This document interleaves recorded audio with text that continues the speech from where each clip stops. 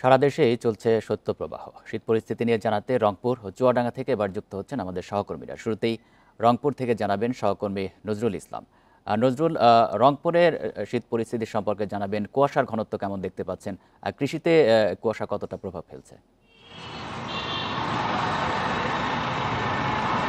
দেখুন, আসলে সকাল ৭টায় আমরা কিন্তু দেখেছি কিছুটা কুয়াশা পড়েছিল, কিন্তু ৭টার পর থেকে কিন্তু যখন সূর্যের দেখা মিলেছে তখন কিন্তু কুয়াশা আস্তে আস্তে কেটে যাওয়ার ফলে কিন্তু যে ঠান্ডার অনুভূতিটা কিছুটা কমে গেছে, আর তাপমাত্রা কিন্তু আস্তে আস্তে বেড়ে যাচ্ছে। গতকাল যে তাপমাত্রা ছিল আর ৯.৫ ডিগ্রি সেলসিয়াস, সেটি কিন্তু এক ক্লাপেই বেড়ে কিন্তু ১২.৯ ডিগ্রি ৫ ডিগ্রি সেলসিয়াসে চলে এসছে। এর ফলে কিন্তু কিছুটা হলেও কিন্তু যে ঠান্ডা, এই অনুভূতিটা কমে যাওয়ার ফলে কিন্তু মানুষের যে স্বস্তি সেটা ফিরে গেছে। আপনি নিশ্চয়ই দেখতে পাচ্ছেন যে মানুষের কিন্তু চলাচলটাও বেড়ে গেছে গতকালের চেয়ে। আজকে কিন্তু আমরা দেখেছি যে সব থেকে বেশি মানুষ কিন্তু বের হচ্ছে তারা রাস্তাঘাট এবং কাজের সন্ধানে। কিছুক্ষণ আগে আমরা কিন্তু রংপুর মেডিকেল কলেজ হাসপাতালে খবর নিয়েছি, সেখানে কিন্তু রোগীর সংখ্যা কিন্তু আস্তে আস্তে যেটি শীতজনিত রোগী আক্রান্ত হয়ে তারা ভর্তি হচ্ছেন, তারাও কিন্তু চিকিৎসা সেবা নিয়ে অনেকে চলে যাচ্ছেন। তবে আপনি নিশ্চয়ই জানেন যে রংপুরের কিন্তু সব থেকে যে ঠান্ডা অনুভূতি হয় অর্থাৎ পঞ্চগড়ের তেঁতুলে, সেখানে কিন্তু ৯.৮ ডিগ্রি সেলসিয়াস তাপমাত্রা আজকে সেখানে শৈত্যপ্রবাহ বয়ে যাচ্ছে। সেখানকার মানুষের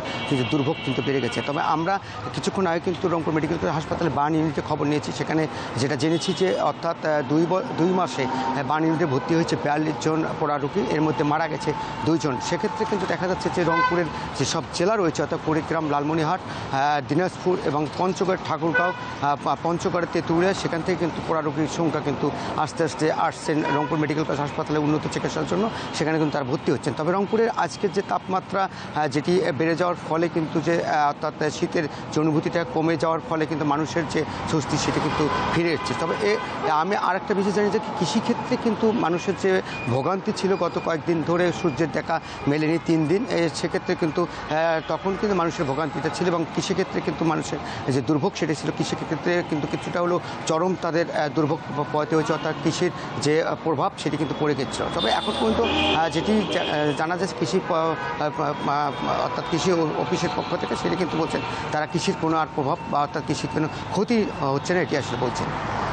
নজরুল, আপনি থাকবেন আমাদের সাথে। আমরা এবার চুয়াডাঙ্গার পরিস্থিতি জানবো। সেখান থেকে যুক্ত আছেন সহকর্মী মানিক আকবর। মানিক আকবর, চুয়াডাঙ্গার আজকের তাপমাত্রা সম্পর্কে জানাবেন। সাধারণ খেটে খাওয়া মানুষের ভোগান্তির চিত্র কেমন, আর হাসপাতালে রোগীর সংখ্যা কতটা বাড়লো? গত দুদিনে চুয়াডাঙ্গার তাপমাত্রা ২ দফায় বেড়ে গেছে। তাপমাত্রা ৯.৮ ডিগ্রি যেটা ছিল গত দুদিন আগে, সেটি আজকে ১২.৪ ডিগ্রি সেলসিয়াস।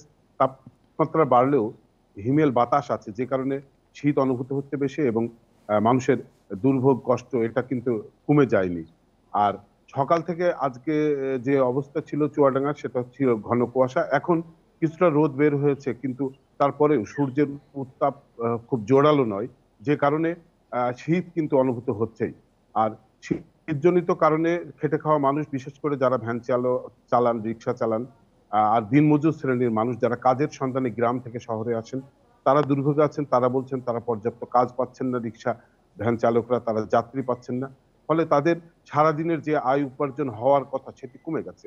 তারা বলছেন যে তাদের আয় উপার্জন যেহেতু কমে গেছে, এই বিষয়টি নিয়েই হচ্ছে যারা বিশেষ করে বিভিন্ন সংগঠন, বিভিন্ন দানশীল ব্যক্তি যারা সহায়তা করে থাকেন, তারা সবসময় যে বিষয়টি দেন সেটা হচ্ছে শীতের কম্বল। এই কম্বল না দিয়ে কিছু কিছু আর্থিক সহায়তা কিংবা খাদ্য সহায়তা দিতে পারেন।